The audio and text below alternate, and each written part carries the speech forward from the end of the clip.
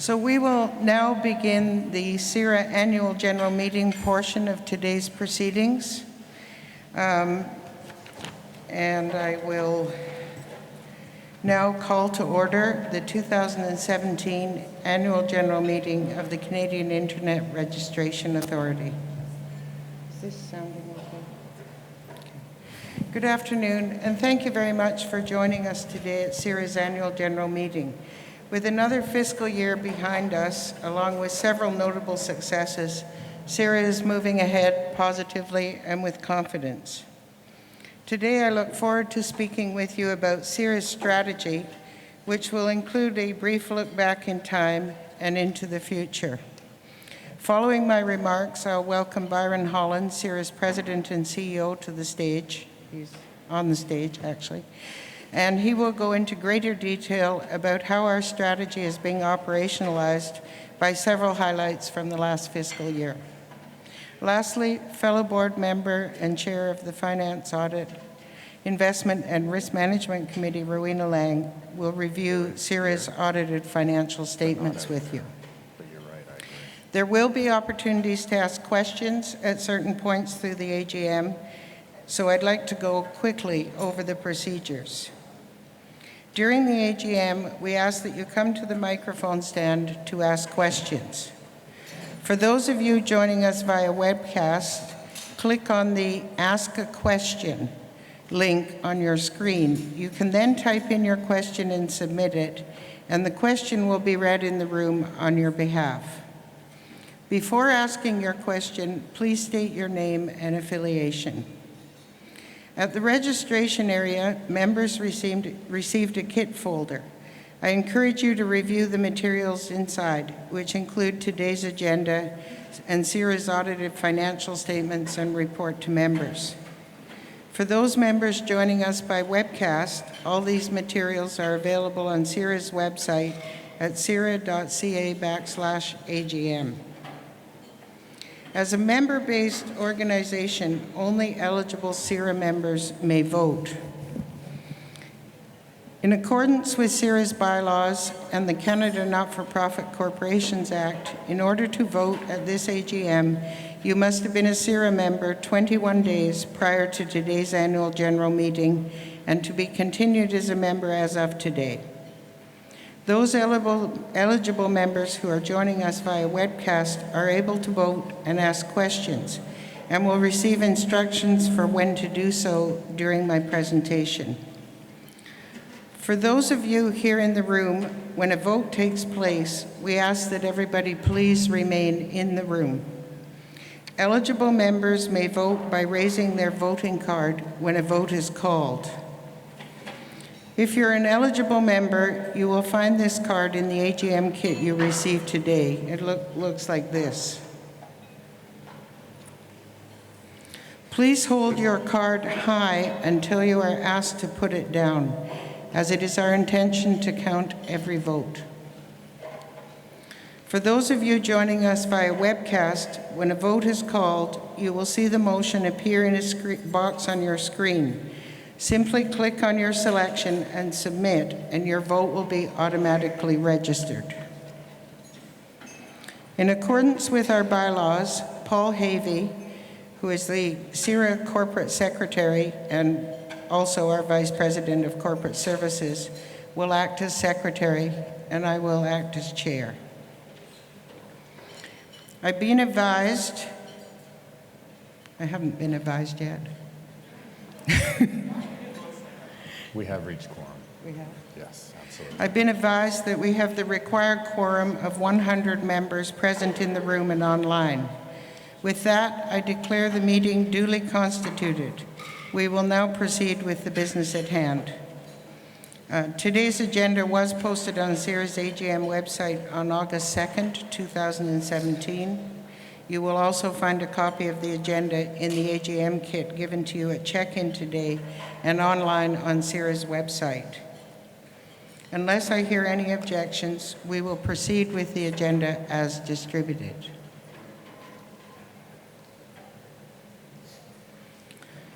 The next item on the agenda is the verification of the 2000, oh sorry, did I miss something?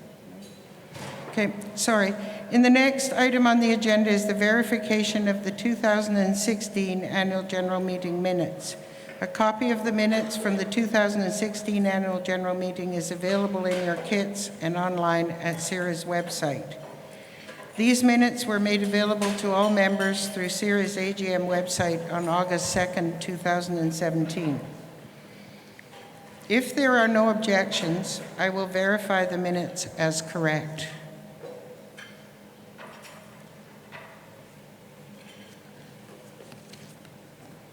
The minutes stand verified.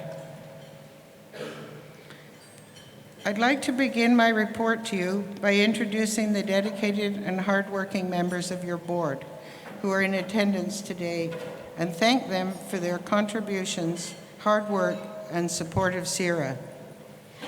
I invite each board member to please stand when I say your name. Helen MacDonald, Board Vice Chair and Chair of the Compensation and Review Committee. Michael Geist, Chair of the Community Investment Committee.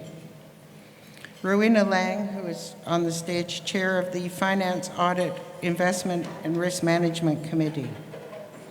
Faye West, Chair of the Governance Committee. And Rob Villeneuve, Chair of the Market Strategy Committee. Others are Alex Brasco, who unfortunately was unable to attend today, Carrie Brown, Andrew Escobar, Louise McDonald, Marita Mall, and Bill Sandiford. The board also has 3 non-voting members, advisors in accordance with our bylaws, who offer invaluable assistance and advice to the board in our proceedings. And they are John Demko, Byron Holland, and Pam Miller. I would again like to thank them all for their hard work through this past year and for all their insight and contribution to the board.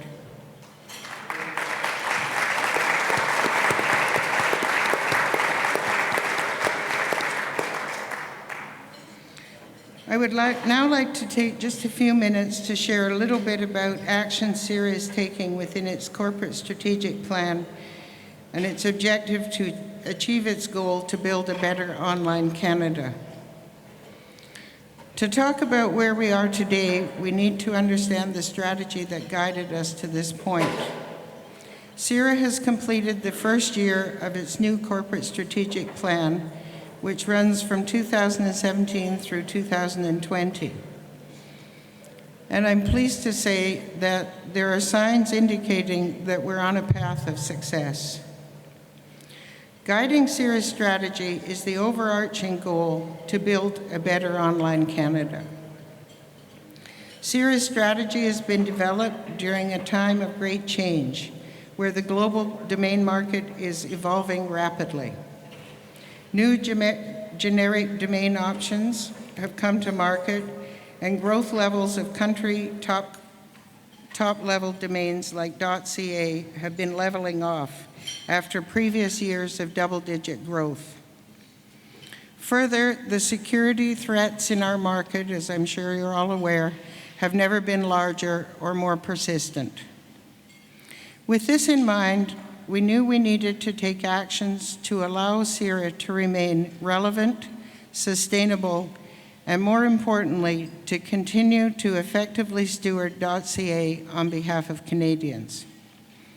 This included actions around how we ensure that .ca remains a safe, secure, and stable platform for all Canadians, our #1 mission. How to get .ca into the hands of more Canadians. I think Terry's comments highlighted the branding opportunities that we see from that, and how we ensure that the revenue needed to manage the organization with excellence, and finally, how we give back to our community. The strategy laid out 3 pillars to act as guideposts towards building a better online Canada.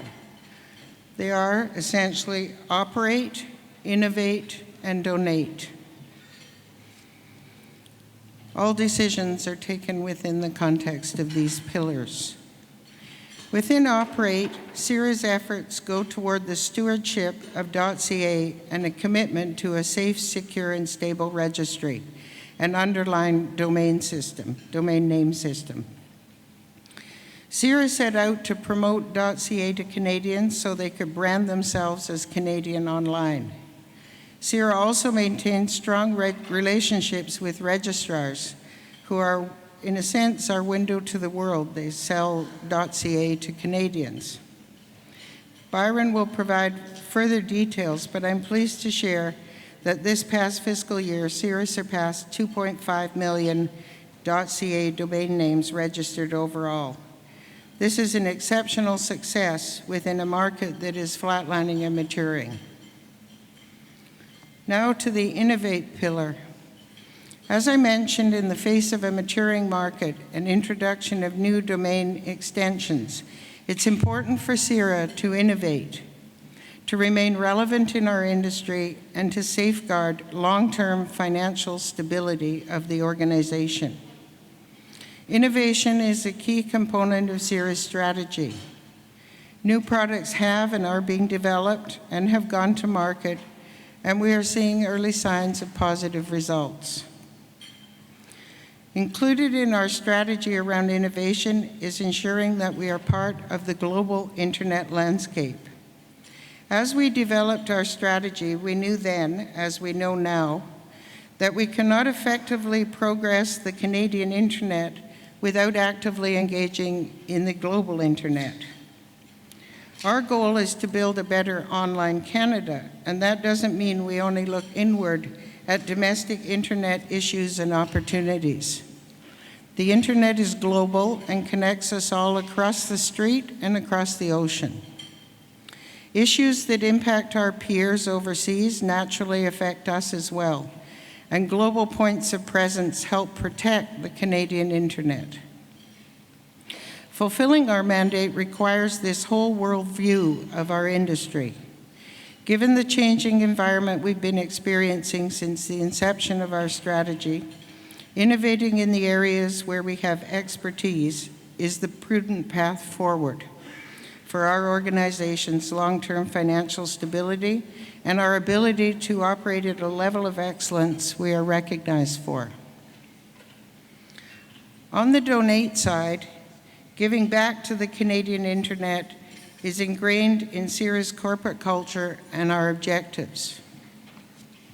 Whether it is investments in the Canadian internet ecosystem through the new internet exchange points, helping Canadians test and understand their internet speed and performance, or CIRA's community investment program, CIRA is making a difference for all Canadians. I'd like to briefly touch on CIRA's community investment program, which is now in its 4th year. The latest round of grant recipients were announced this past June. To date, CIRA has supported 100 projects with Canadian not-for-profits, charities, and research institutions with over $4.2 million. These organizations are doing good things through and for the internet. They are building infrastructure and testing new technologies to get more Canadians online. They are enhancing the digital literacy of Canadians of all ages, and they are taking their services online to reach more Canadians than otherwise would have been the case. A portion of every .ca registered goes towards this program. Before I welcome Byron to the podium, I'd like to take a moment to say a big thank you to Byron and CIRA's staff for their unwavering commitment to the organization and its goal. A knowledge-based organization like CIRA is only as good as its people, and our people are among the best and most dedicated in their fields.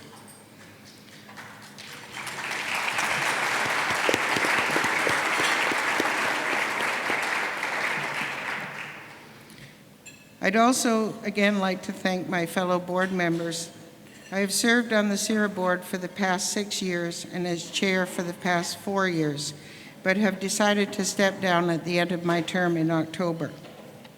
I would like to thank all of the board members whom I've had the privilege of working with over these 2 terms.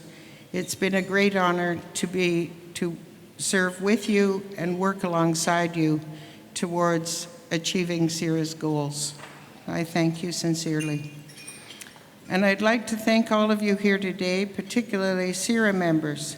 Your support of our organization is imperative, and we don't take it for granted. You represent both our customers and our organization, so your involvement and voice is incredibly valuable in helping guide us to a successful future. CIRA is a member-based organization, and our members decide the outcome of our annual election process. Voting opens in CIRA's annual election process today, and if you are a member, I encourage you to vote for candidates that you know will do a great job for CIRA. Please visit our website at cira.ca/elections to learn more, and I thank you for your continued engagement. We have developed an ambitious strategy for our organization with a goal that motivates us all to build a better online Canada.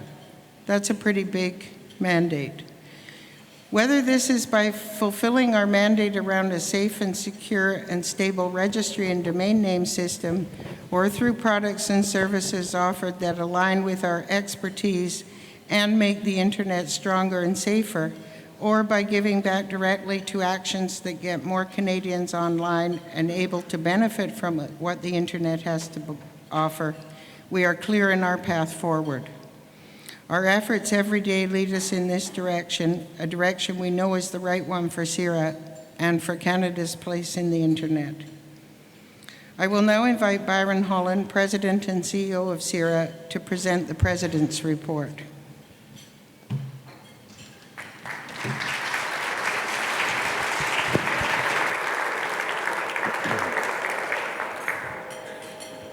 Thank you, Susan.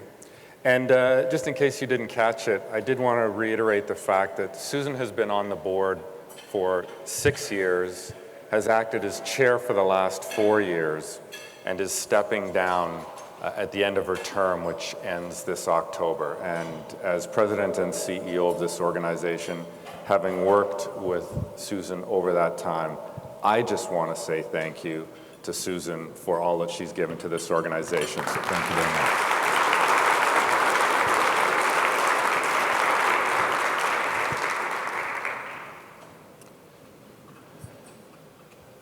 As you've heard, we've engaged in developing a new strategy for the organization. We've just gone through effectively the first year of a 4-year strategy. And I think to a great degree, we've really started to execute on the purpose of it: innovate, operate, donate. Of course, the primary mandate of our strategy is to operate.ca. It is at a top level to build a better online Canada, but our primary mandate within that is to operate.ca. And to that end, we've had a very strong year. As Susan just mentioned, we have topped 2.5 million names. In the past year, even though our target was 460,000 new .ca domain names, we actually surpassed 500,000 new .ca domain names this year. In fact, it's about 505,000. That's only the second time in the almost 20-year history of CIRA that we have achieved that number. And that is a remarkable number in and of itself, in our history, but also in the context of our industry. As many of you who have been members for a while know, our industry is maturing. Legacy top-level domain operators like CIRA and our peers around the world have experienced flattening growth over the past number of years. The days of double-digit growth are to a very great degree well behind us as the legacy operators, and CIRA is no different. But the fact is, in spite of maturing industry, in spite of the fact that we've had essentially a deregulation of our industry, where 1,000 new top-level domains have entered the market and are providing much stiffer competition, the rise of substitute platforms, be they Facebook or Twitter or Instagram or others.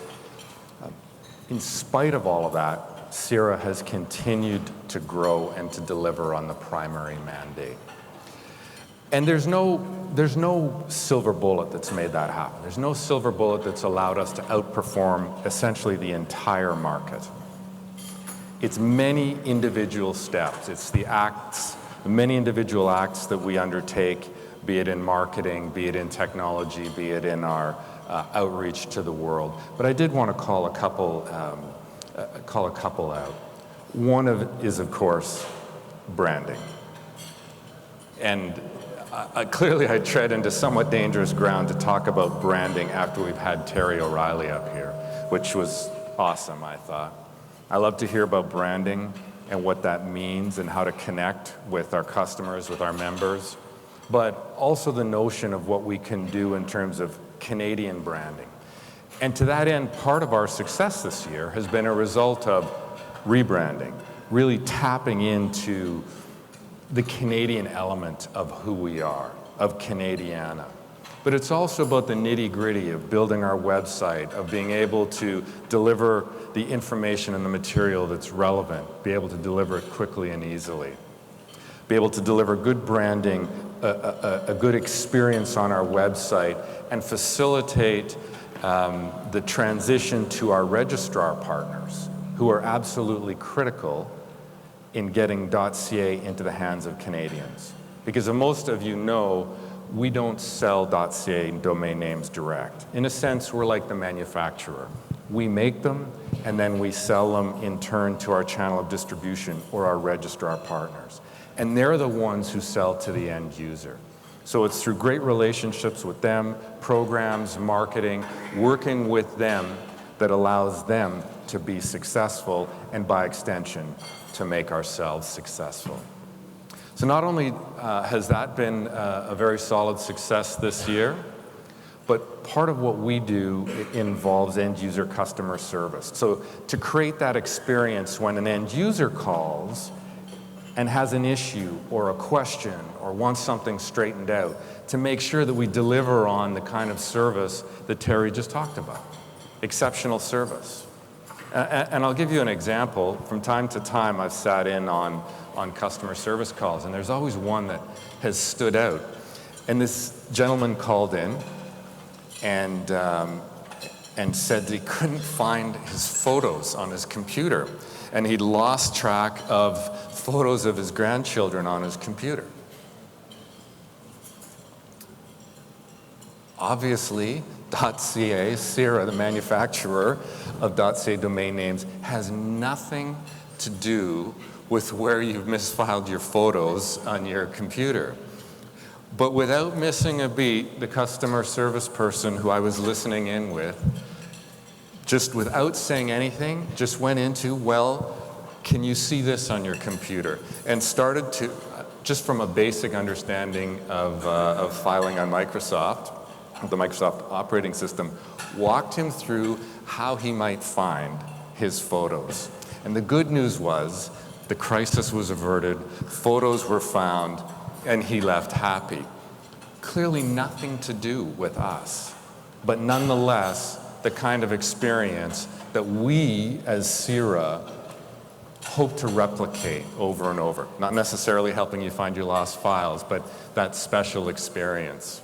I was also amused by Terry's story about the cake in the hotel, because for my part of the business, I end up traveling a reasonable amount. And one time I was on my way to Asia on my birthday, and I'd flown all day the day before. I arrived late at night, halfway around the world on the day of my birthday, all alone in Asia. I know, it's a sad story. I go to my room feeling sorry for myself because of this, and there on my desk is a little cake with "Happy Birthday, Byron" written on it. And I thought it was a totally unique to me. I'm shocked to hear it's happened to other people.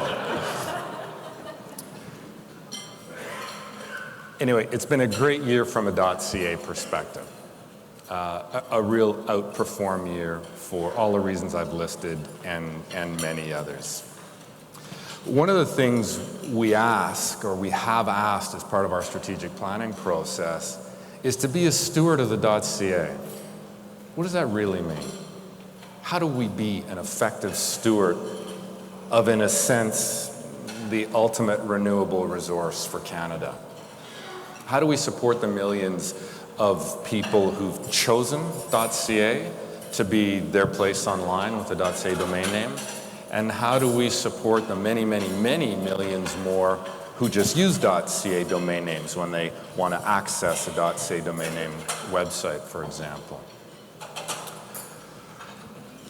And I want to echo some of the comments that Susan has made. Because the industry is changing, because it's maturing, how do we ensure that stewardship? What is stewardship? Part of it, of course, is financial stewardship. Part of it is ensuring we have the resources to deliver on the mandate, to deliver on the promises of a trusted, safe, secure, resilient part of the internet that we have domain over. And to ensure that and to continue to deliver on the promise, one of the things that we've decided upon was to embark on some other products and services beyond just .ca domain names. Both to offer products of value to Canadians, .ca holders and beyond, but also to ensure the long-term financial sustainability of the organization. And some of those new products and services have absolutely led to new innovations for us and beyond. And some of them are around the tools that we actually use day to day. I think the phrase is, we eat our own dog food. We build stuff that we use and then are able to share it out into the world at a quality level that people expect from the operator of .ca. And that starts with our primary product, if you will. And that's the actual registry, the registry of names, where all the .cas, in effect, come into life, where they're housed for us, a very large database, if you will, where we make sure there's only one name of that name, that the right person has it, is authorized to use it, etc. CIRA is just in the, we're just at the time where we are starting to roll out our third generation registry platform. So CIRA's been around almost 20 years. We've built 2 registry platforms in that time. We have effectively built our next gen registry, the third generation registry, and over the course of the next year and a half, we'll be migrating CA onto that new registry platform, a platform we call Fury in-house. And it truly is the next generation of registry platforms. It's much more flexible, it's much more feature-rich, it addresses many of the issues that our registrar partners have asked for. We'll have better management of .ca ourselves. It was built for .ca, for the next 10 years of .ca. But as part of that, we asked ourselves, should we build a monolithic system only for .ca in the advent of a deregulated market with 1,000 new top-level domains in it? And part of our answer was, no, that would not be a good idea. We should build what we call a multi-tenant environment, where we can run numerous top-level domains on that one existing platform, effectively future-proofing the platform for whatever the internet registry business holds over the next decade or so. And to that end, also be able to share knowledge with our peers as a CCTLD operator. It's a close collaborative community globally, so we're also able to share the advent of some of our new innovations, our features and functionality on the Fury platform. Not only that, it provides an opportunity for us to participate in that registry services market where we can offer services to new GTLDs, the generic top-level domains, the ones that end with like .hockey, .music, or .gay, or .quebec, any one of the 1,000 new top-level domains, as well as potentially some of our country code operator peers who've looked at our Fury platform and been suitably impressed with what we've done and have reached out to us to talk about using Fury for their needs. So that's the number one product innovation that we've been working on over the last little while, and certainly over the course of fiscal 17, which we're talking about. But it's not the only one. Most people think of us as the operator of .ca, but we also operate the underlying DNS associated with .ca zone. And part of that, of course, deals with security, making sure that that space is secure and resilient. And to that end, we've built out our own Anycast environment. Without getting into the details of what Anycast is, for those who don't know, it helps provide multiple points of presence for .ca around Canada and beyond through the rest of the world to help provide that more resilient, robust, and high-performing experience. But we've also built that in a way that we can leverage it for others. And we've been doing exactly that. In fact, we've gone from 9 external customers to 177 customers who use our Anycast product over the past year and a half to 2 years since we introduced it. By doing so, we've helped protect over 16,000 websites associated with those customers. So again, like Fury, we also use this for ourselves. That's where it starts. And we build it to what we call TLD grade, and certainly .ca TLD grade. While not specific to FY17, which of course is what we're here to talk about, just this summer we launched another security-related product called DNS Firewall. That's very new to us. It's new to the market, but we've seen some very strong results with that. And that's the kind of product that can help many organizations or institutions protect themselves from ransomware or malware or those types of things. And I look forward to talking to you about Firewall this time next year. So not only do we do these product innovations for ourselves, which of course is first and foremost, to be able to offer those products to other institutions and organizations, but we also work with municipalities and smart communities, if you will. And as you heard earlier, we will be doing a panel on smart communities, which I think is very timely, especially considering the potential Amazon bid by Ottawa. I think everybody knows that Amazon's looking for HQ2, and Ottawa is going to be bidding for that, apparently, or at least that's what the news says. So smart communities are definitely top of mind, I would say, all across Canada, but no doubt with a particular focus right now in Ottawa. But we as CIRA work with communities as well, and we do a couple of things to help communities, or at least in the way that we as CIRA can bring value. In fact, pardon me, last year we worked with 12 different communities across Canada in helping them actually understand the internet infrastructure or performance better in their specific cities or municipalities. And we do that in particular with something we call the Internet Performance Test. So it is exactly that, an Internet Performance Test, which we have built and operate. Now many will say, well, there's any number of speed tests. Why did you guys do that? And there are many, many different speed tests. Most speed tests are offered by a particular provider, and often from the telco perspective, it's testing their network, which is a perfectly legitimate test.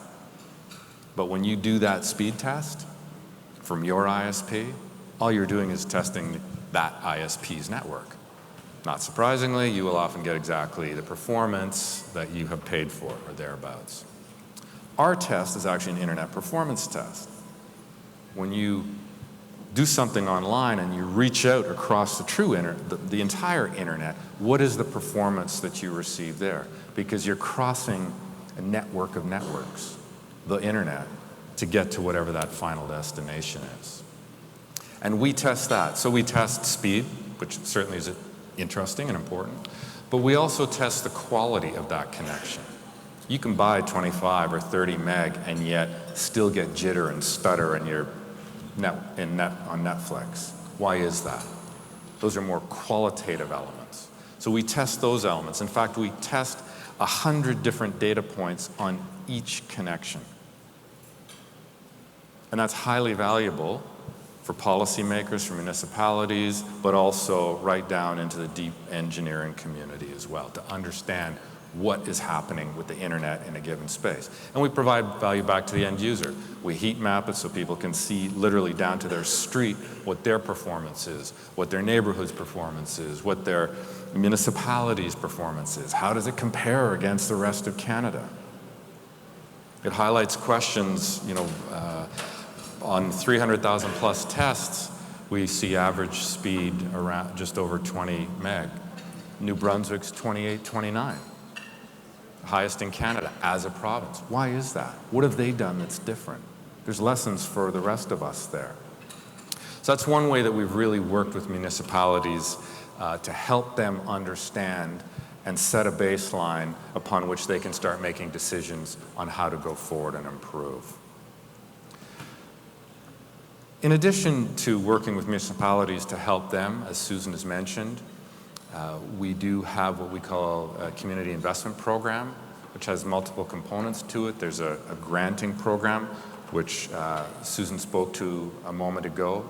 And here we just have a few examples, or 4 examples of the kinds of programs that we've supported. Some of them are application-based for end users. Some of them are digital literacy-based. Some of them are more infrastructure-centric. But in the past 4 years, we've provided over 100 separate grants for applicants to our CIC program. Not only do we do that, we do a number of other things on behalf of the internet and have continued to do so over fiscal 17. And in particular, that includes internet exchange points. And I've talked about internet exchange points previously at AGMs. We've been very involved in those. And again, without getting into the specific technology, effectively what those do is bring all of the people who publish information on a large scale, be it governments, large organizations, Google, Netflix is clearly pushing a lot of information onto the internet. It brings all those content providers and literally connects them directly at literally the switch level with those content distributors or ISPs without having to push all of that data out onto the open internet, which tends to be much more expensive, as well as longer transit, slower, degrades performance, lowers the potential for resiliency. There's a whole range of reasons why internet exchange points are a very good idea for the internet fabric of a country. A few years ago, we really had 1, maybe 2, depending on your definition.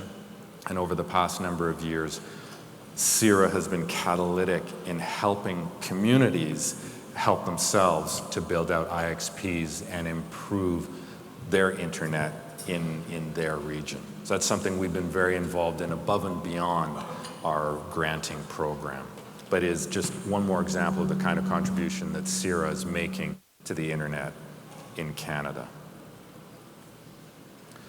So there's the internet in Canada, but of course that's just one corner of the internet. We can't strictly be concerned about what's happening only in Canada. Every day we're concerned about what's happening to the internet in other corners of the world that aren't as committed to a free and open internet as we are. And we participate in many different ways in many different forums, but in particular with ICANN, who's the global administrator coordinator of the domain namespace, and deals with a lot of other policy issues with regards to the internet as well. And that's really a global entity that helps set globally acceptable policies, be they security, legal, others that we try to adhere to as best we can. CENTER is another organization. It's more like the OECD or NATO. It's mainly European operators. We come together to set best practices, do research, understand our respective networks, and work together to help improve performance, security, policy, etc. And then, of course, there's also the Internet Society, a global entity for the overall. They do many, many things, but advocate for and help to improve the internet writ large, as well as access to the internet. And we participate in all of those realms, plus others. So that gives you a sense of what we've been up to over the past year, be it building the next generation of the registry platform, developing new security products for ourselves and for others, helping do what we can to build out the Canadian internet, to better the Canadian internet, whether it's through granting worthy projects or being directly involved ourselves through IXPs or working with municipalities. Those are all the kinds of activities that CIRA has been involved in over the past year. So we all celebrated Canada 150. You know, we look out into the future as part of our business and think, what can the internet be? What can it be for us as Canadians? What could it deliver for the rest of the world as well? And part of our strategic plan, of course, is doing what we can to make it the best internet possible for Canada and to try to bring a little bit of Canada to the global internet, which I can assure you it can use. Anyway, I did also want to say very specifically, thank you to the board members, my board members, CIRA's board members, your board members, who have helped steer and guide this ship, this company, and develop the strategic plan and support the strategic plan. I also want to say thank you to the members. Your role is absolutely critical. One of the most important things you do is coming up next week. Vote, get out and vote for the new potential crop of CIRA board directors. Very important. You have a say. Make sure you pick the right ones. I have faith in the wisdom of crowds, so thank you very much. And of course, I especially want to thank my team, the staff at CIRA, who do all of the things that I have just talked about, and many, many more, not the least of which is make an event like this run seamlessly and make sure that CIRA's internet, CIRA and .ca run well. So thank you. That's over there.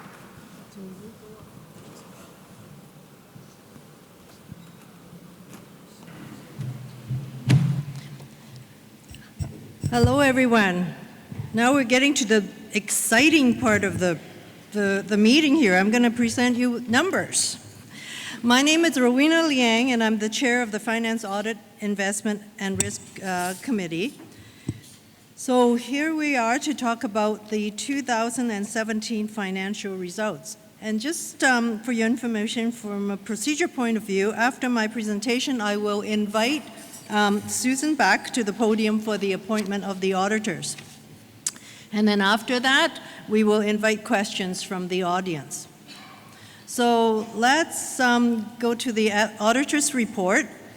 There is a summary of the audited financial statement in your package, and for those who are online, it is also posted online, and you can follow them online. You may just want to refer them to those statements, as I will only be highlighting key elements of the financial statements. So in a lot of ways, this is a pretty routine year for us. We do not have anything, like we didn't have moves that we had previous years. We didn't change auditors, nor did we have any specific regulatory and financial accounting things that we have to change this year. The FY17 financial statements have been audited and by our auditors, KPMG, and we have been issued an unqualified opinion by our external auditor. So in lay terms, an unqualified opinion represents a clean audit without any issues and a view that the financial statements are presented fairly. So let's go to the statement of operations. Slide number forward. The total revenue for the fiscal year 2017 exceeded $21 million. This is $1.4 million increase over the previous fiscal year.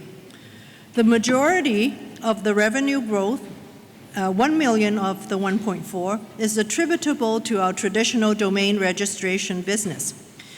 So while our fiscal year 17 domain growth is still in the single digit, as Byron was talking about, we're at 5.5% this year, and it was at 4.1 last year. While the growth rate is really quite flat and is in the single digit, it is actually quite a bit better and slightly better than the global trend of declining growth rate amongst most of the CCTLDs. We ended the year with total domain under management of 2.6 million, which is an increase of approximately 135,000 over the previous year. And that's in the last fiscal year, we only had 96,000. So that's a good increase.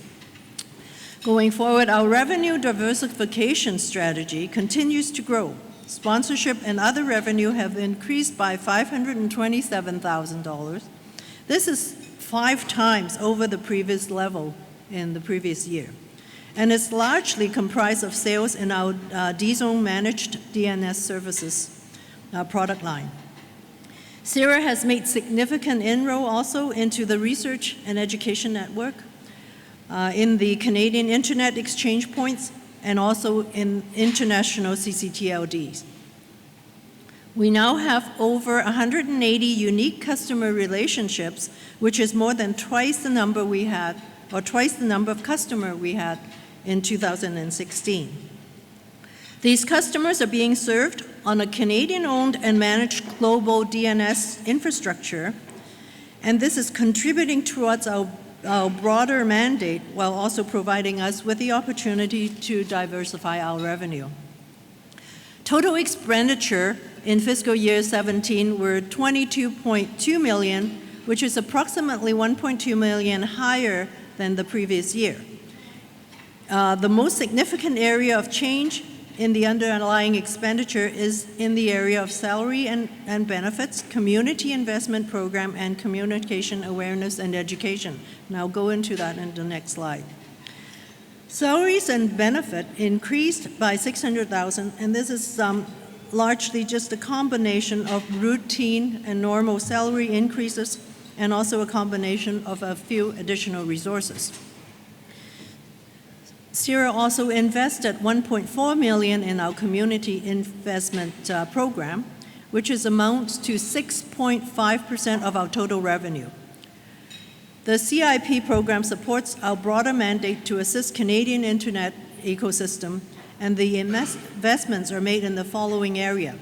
$1 million of which was to provide, was under the Community Investment Fund, the granting program, and this year we provided 24, the grants to 24 worthy recipients. And again, I think Byron already mentioned that this is the 3rd year of grant, or 4th year. Is it the 4th year or 3rd year? 4th year of our granting program. Secondly, the Canadian Internet Forum, which provides a venue for members and interesting stakeholders to provide their input into issues affecting the internet governance and the ecosystem.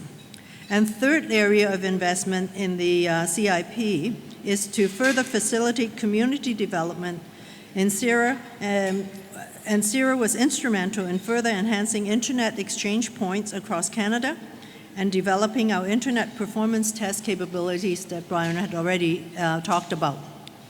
In fiscal year 2017, CIRA also invested $1.3 million in community awareness and education program. And this is $400,000 more than the previous year. It helps CIRA to grow our domain under management through a variety of different tactics, such as website optimization, channel marketing, and also a brand awareness campaign. CIRA earned approximately $1 million of investment income in our restricted investments. The fair value of our investment holding fluctuates upon prevailing market condition. This is as any fluctuation in the value are recorded and reflected in our unrealized gain or loss in our statement of operation. We ended the year with an overall operating surplus of $300,000. Now let's turn our attention to the statement of financial position, which is our balance sheet. The following are some of the more notable items. Current asset increased by $1.1 million. Restricted investment managed by our professional investment advisors, as I talked about earlier, increased by $1.1 million. And capital asset remains relatively unchanged.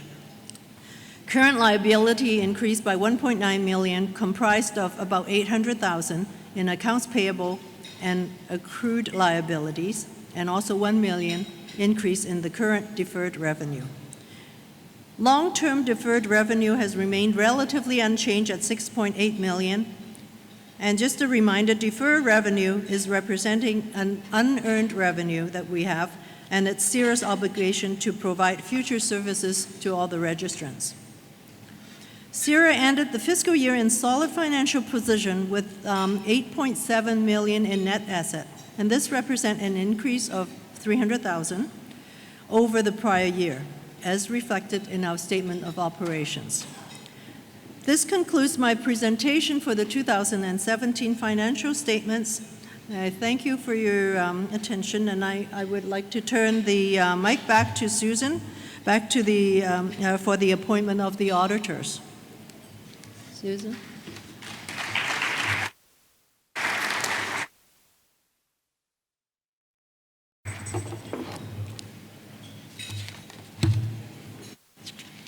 Thank you, Rowena. So we turn now to the appointment of auditors. KPMG has agreed to serve as CIRA's auditors until the next annual general meeting. Does anybody have any specific questions with respect to the appointment of auditors?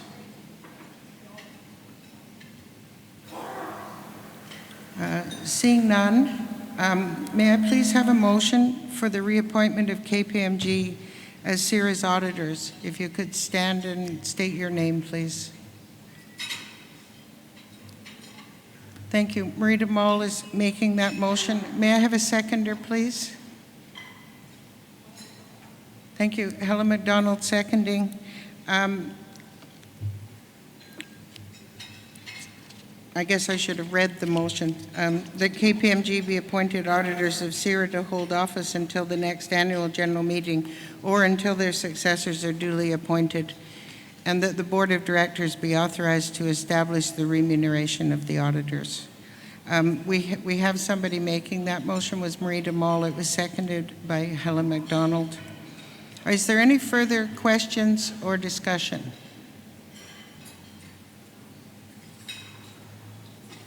Seeing none, eligible members may vote by raising their voting card when the vote is called.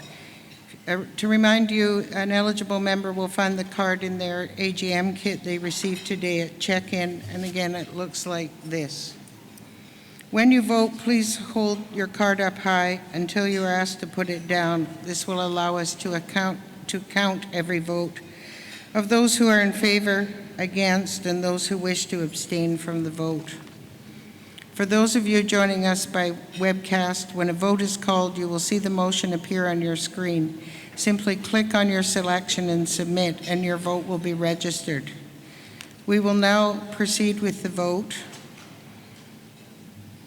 For those in the room who are in favor, please raise your voting card now.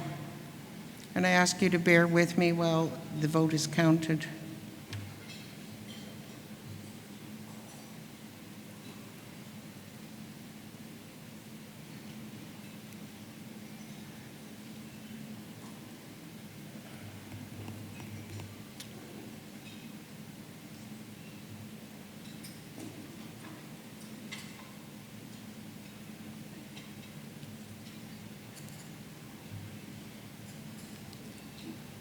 This will be the longest. You have to hold your arm up, I think.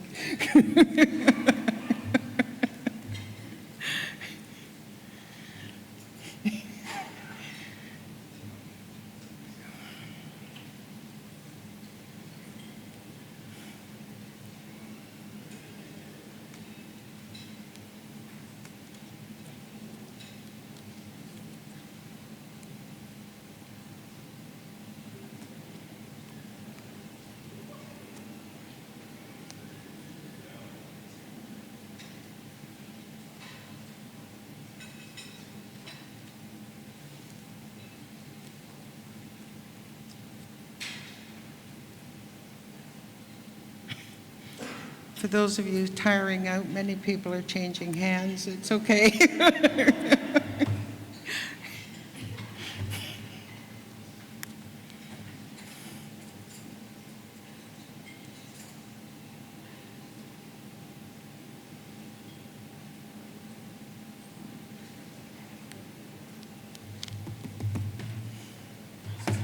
Susan? Oh, okay. Thank you. You can now lower your arms and flex things a bit, get the circulation going. Opposed? Could those persons opposed please raise their cards?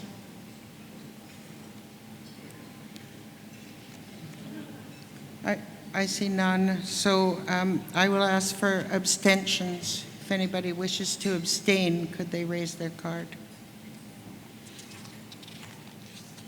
And I'm seeing none there also. I'm now waiting for the tally of the votes, but it's extremely clear that the motion is carried, and KPMG will serve as CIRA's auditors until the next annual general meeting.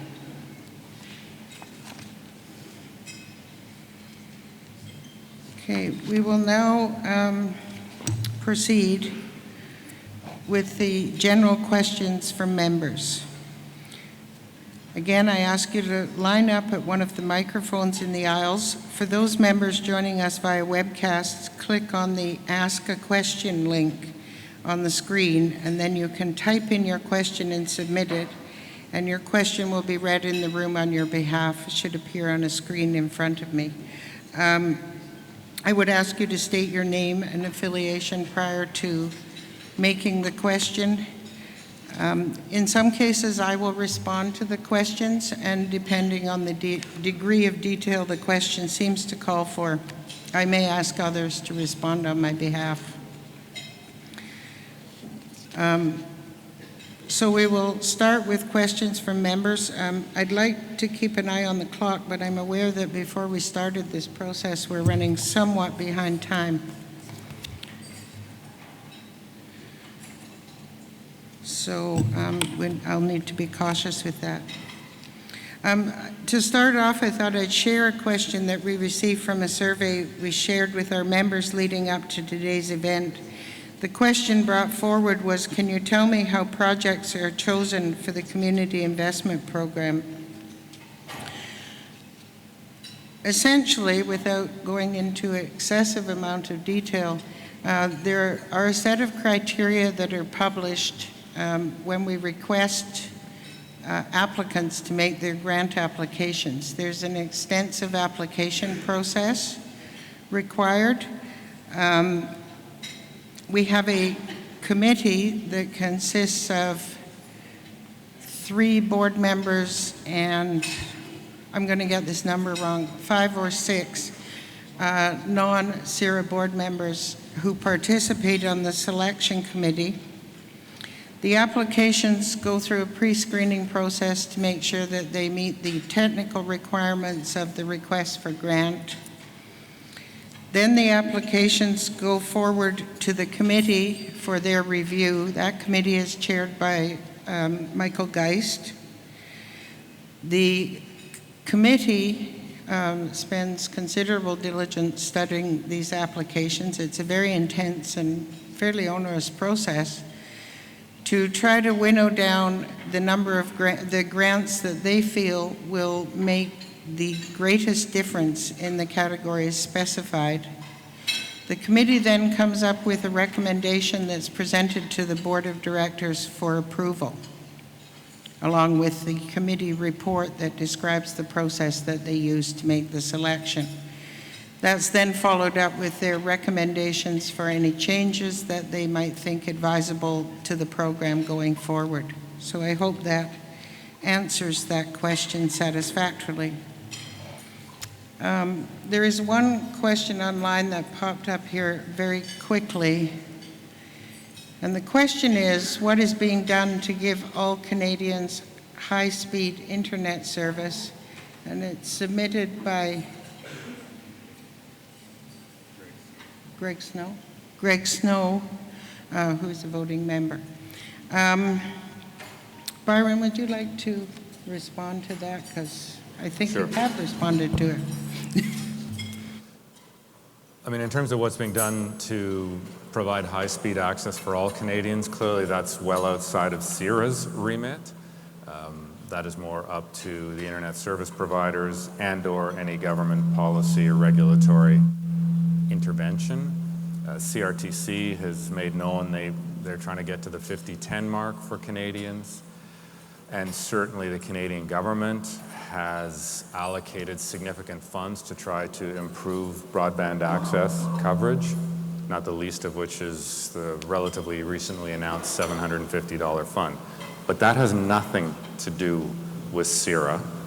As far as where CIRA can participate in helping policymakers or communities or municipalities create better speed or higher quality of service overall, that's the kind of thing that our internet performance test is focused on, understanding the lay of the land, setting baselines, and helping people then set measurable and realistic goals going forward, as well as all the work we're doing around IXPs, which they in themselves can help improve performance and quality and certainly resiliency of the internet in a given area.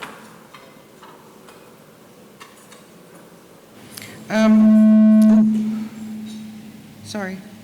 I'll start over at this queue. It looks slightly longer. Individual? Could we have some microphone assistance over in the queue, please? Yeah, I can't hear you. I'm sorry. I'll go to this one. I'll come back to you. Okay. Hello? Okay, Oh, got that's you. better. So my name is Bruce Barkhouse. I'm a voting member. I had a question about compliance audits and the presence requirement. Roughly how many audits do you do a year, and were there any revocation of .ca domains as a result?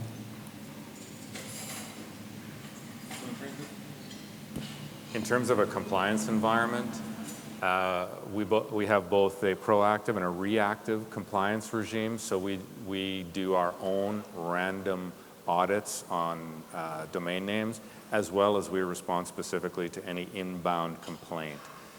In terms of the actual number of specific audits we did this year, I'm going to turn to Albert, who is you saw Albert run up here. Albert is our corporate counsel, and at the end of the day holds responsibility for that. So Albert, do you have a specific number for us?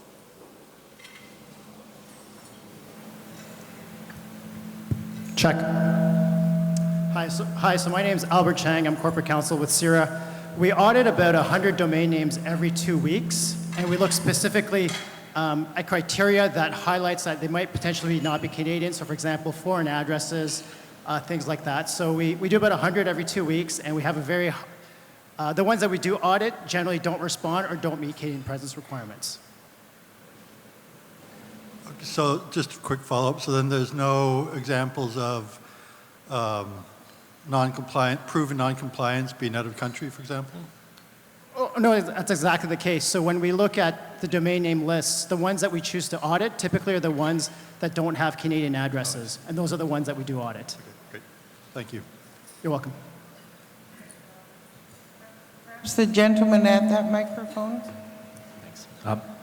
Hi, thanks. My name is Andrew Sullivan, and I'm a CIRA member, and I don't represent anyone other than me. This is a two-part question.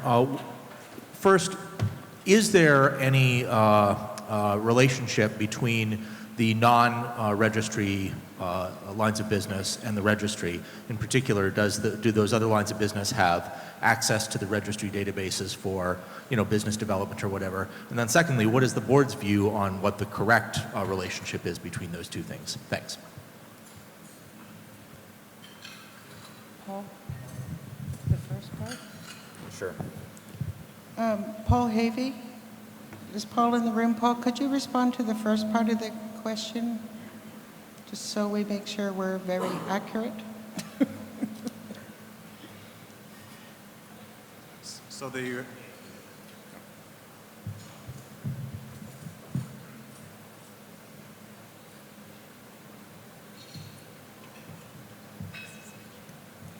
test. So I think your question was, is there any access to the registry for the other lines of business? So the answer is no, as it relates to the registry. From a DNS perspective, though, the answer would be potentially yes. Paul, maybe you could elaborate on the yes part. Yeah, so to the extent that a DNS address would benefit from a product such as a D-Zone managed service, then we would potentially reach out to them and offer it as an opportunity for them to take advantage of. Okay, does that answer your question?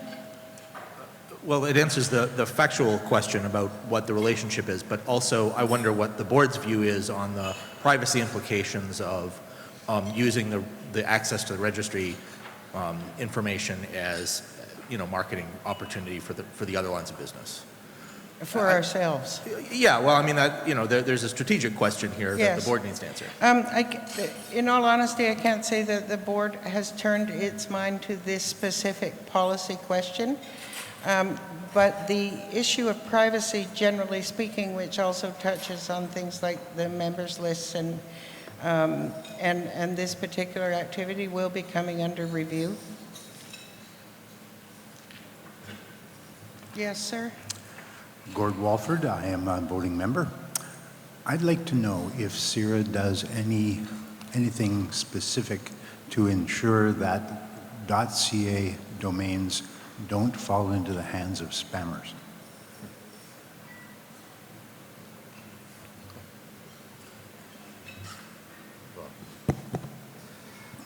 Well, CA domain names don't fall into people's hands per se. They have to be registered by people who meet Canadian presence requirements, and those could be institutions, organizations, business, or individuals like you and I. As long as a registrant, which is our name for somebody who holds the domain name, as long as the registrant meets our presence requirements and acts according to our basic rules and procedures, we don't govern content or what people do with the domain name. But we're not in the content business, we're not in the censorship business. If it's not malicious or harmful to the network, or if we haven't received a court order, some sort of independent judicial instrument, we don't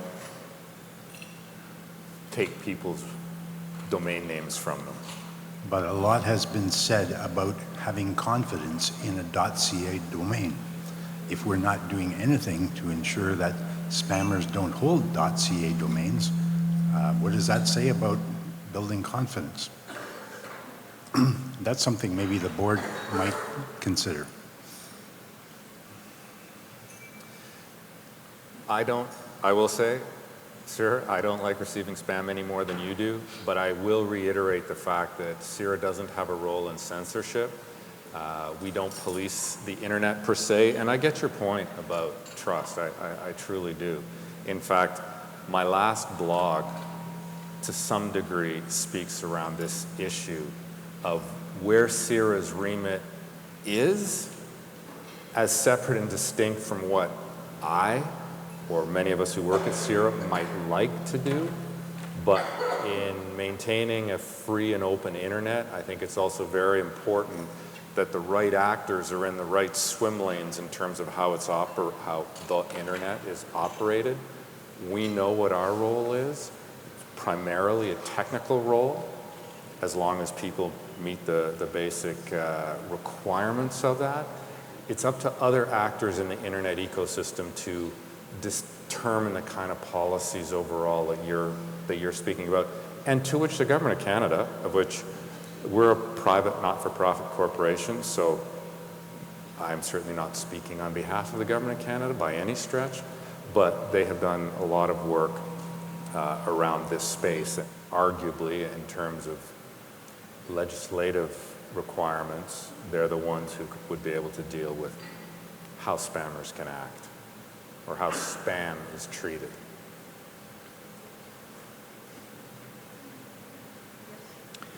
Yes, my name is Steve Dunnick. I run a small ISP. One thing my customers are asking me for on a continuing basis is registration for .Canada. Is this not something that CIRA should take an interest in as another revenue stream to register .Canada domains? It seems logical that CIRA would take this on. You want me to? Yeah. So, that's a great question. Why not .Canada, especially in the advent of all of these new generic top-level domains? The short answer is at ICANN, where a number of different constituent actors come together to determine policy. That includes technical actors like ourselves. It also includes government actors. And by and large, the government actors do not want the names of their countries out in the hands of other independent operators. So it's a little bit up to the country of the land as to how they will deal with a top-level domain using the country name. And in Canada, there isn't a position on what a .Canada might look like. Shouldn't this be something, though, that you might want to take an interest in? Because we are getting, .Las Vegas, .Ottawa. Those domains are coming along very quickly. It would make sense for CIRA to take an active position in this item with our government. It is something for discussion. Right now, as far as I know, the Government of Canada hasn't made any determination one way or the other. They hold the rights to it. In CIRA's current position has been that we don't hold any of the new GTLDs. We simply operate on our own behalf .ca. But your point is taken. So I have a side question. I noticed that there are quite a few employees of CIRA here, and they're wearing membership cards, and they voted for the election of auditors. Is this not inappropriate? Shouldn't it just be the paying members of CA, not just employees as well? Employees voting for auditors doesn't make a lot of sense. We don't have any dual-tier member system, and as you know, anybody who holds a .ca domain name is eligible for membership. So our bylaws don't currently permit us to segregate our membership between voting or non-voting on issues A or B. So that would require us to make a bylaw amendment, I believe. But I would think employees of CIRA should not be voting members. But there is no such prescription in our bylaws at the present time. I understand it. I would suggest you take it for consideration. For consideration, yes, sir.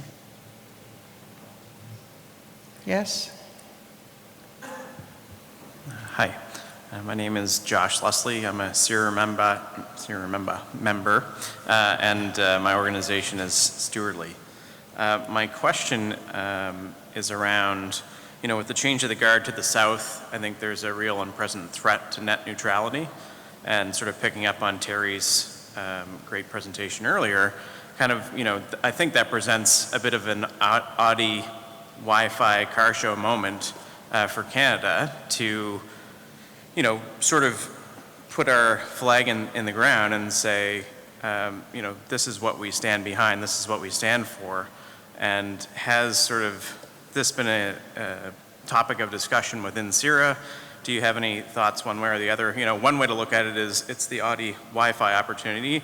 The other is to harken back maybe 3 years ago when we had a discussion about redoubts and sort of IXPs and sort of, what is our fallback position if something goes awry and there are major changes to the FCC or something like that. Whichever way you want to take the question and whomever it's best directed to, I'd love to hear your thoughts on it. Go ahead. So in terms of CIRA and net neutrality, again, there's those of us who live and breathe in this space who are strong believers in the principle. Again, I certainly don't speak for Canada, but I would say you start to see light between the Canadian and US positions as you have articulated. Right now, CIRA is not doing anything proactive on the net neutrality file per se. Over the years, we have provided a technical perspective to some of the discussions, be they at the CRTC or otherwise, where we have offered what we believe are informed views based on our core competence in around specific parts of that debate. But right now, we are not doing anything particular on it. Thanks. We have one question online, and I think that'll be the last question that we have time to take in this. There's really a compelling question because we are running over time. With recent CRTC rulings towards 50 megabytes down and 10 megabytes upload speed and internet deemed a basic service that all should be able to access, does CIRA see itself with an advocacy role to move this initiative forward? Northern Ontario, as an example, with a very low population densities, are being disadvantaged as ISP have no financial incentives to extend access. Thank you. This question was submitted by Paul, sorry, my vision's not what it should be today. Ouimet, I think is correct, voting member. Byron, you do some advocacy. We do a number of partnering activities. We engage in a number of facilitation activities to try to further issues like this, but I'll ask Byron to respond to this because this really is somewhat outside our mandate, so I'll ask him to describe that more fully. Yeah, thanks, Susan. Yes, again, this is another question that is somewhat outside CIRA's specific remit, though again, as people at the heart of some of the internet space and ecosystem, and certainly within Canada, we all have feelings about what Canada could and should be in terms of internet performance. I think the CRTC ruling is at this point is an aspirational ruling and provides guidance there. As far as are we advocating for that, we don't per se do what I would call political advocacy. We try to stay as a neutral, third-party, independent expert where we can offer that expertise and guidance to folks who are working on policy. So yes, we communicate with the CRTC and provide expert advice where we can. We do it in other areas too, but would we be out there advocating, marketing for this? No, that's not a role that we take. If we advocate for anything, it's the healthy, high-performing, high-functioning internet in Canada and around the world, but from the perspective of technical experts. Close the question period, and I thank you all for your questions. It never ceases to amaze me the different character of the questions that we get in different locations, and I wish I could understand why that happens. Anyway, I'd like to thank you all very much for joining us today for our annual general meeting. So it's now time to adjourn the official portion of this meeting. And in order to do that, I require a motion to conclude that the meeting is now in order. May I have a motion, please, to conclude the 2017 Annual General Meeting? Thank you, Tim Denton, and seconded by Paul Anderson. Now I'm afraid I have to ask you to put those cards up again. So if you're on the webcast, please vote now. For those in the room, please raise your cards, and I'm sorry you'll have to hold your hands up again. Well, we have a count.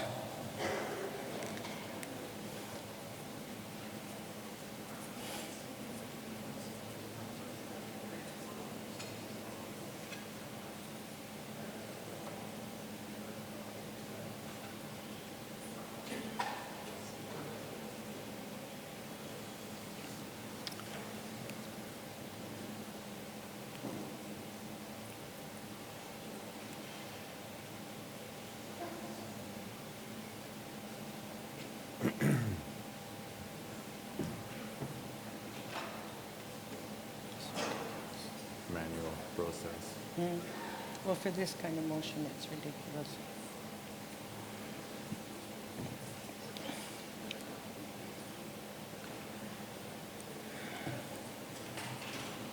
Okay. Yes, the motion, no, I'll call now for any opposed.